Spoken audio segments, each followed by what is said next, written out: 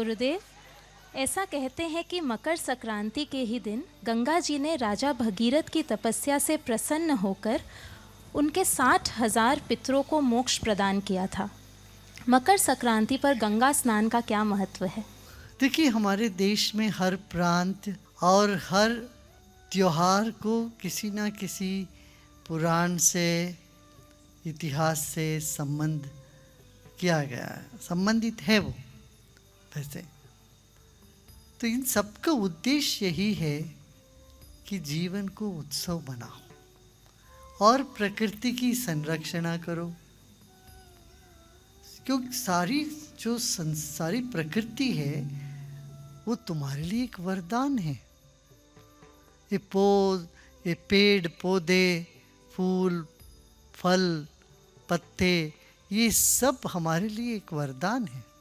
समझो, तुम सिर्फ एक रेगिस्तान में हो और वहाँ कुछ भी नहीं है, कैसा रहेगा जीवन? मगर प्रकृति ने कुछ ऐसा किया है, रेगिस्तान में भी इधर उधर ओएसिस है, कुछ ऐसी जल का स्रोत है जहाँ जीवन दान के लिए, जीवन को थामने के लिए पानी है, पेड़ पौधे लगाए।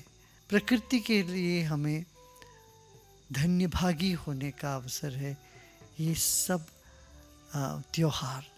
मकर संक्रांति खास तौर से यही है, हम सूर्य देवता को उस दिन स्मरण करते हैं, आराधना करते हैं, कृतज्ञता व्यक्त करते हैं।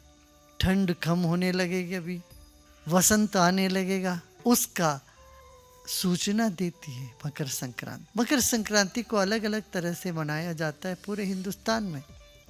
दक्षिण भारत में पोंगल करके तमिलनाडु में बनाते हैं, जहाँ पर नई फसल आई है उसको, पहली जो फसल है वो सबके साथ बांट के खाते हैं, दान देते हैं। जो भी आया, तिल है, गन्ना आया है, मूंगफली आती है, तो उस वक्त जो चावल आया, तो धान, इन सब को करके वो खिचड़ी बनाते हैं। पहले दिन मीठा चावल बनाते हैं, सबको देते हैं, और दूसरे दिन गाय को सम्मान करते हैं। और यही यहाँ कर्नाटक में कहावत है, गुड़ और तिल खाओ और अच्छी बोली बोलो, अच्छी तरह से बातें करो, मीठी बातें करो। महाराष्ट्र में भी यही है, तिल गोड़ दिया, गोड़ गोड़ बोला, तब मीठा तिल और गोड़, सब गुड़ सबको देते हैं। और कोई भी त्योहार बिना स्नान के तो होता नहीं।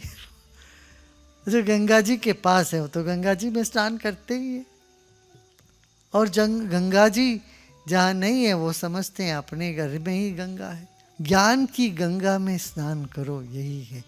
तब न केवल तुम तर जाओगे, तुम्हारे पितृ भी उससे तर जाएंगे। ज्ञान से सब तर जाते हैं। पीढ़ी दर पीढ़ी लोगों को उसका सुकून मिलता है जब हम ध्यान करते हैं, हम ज्ञान में होते हैं।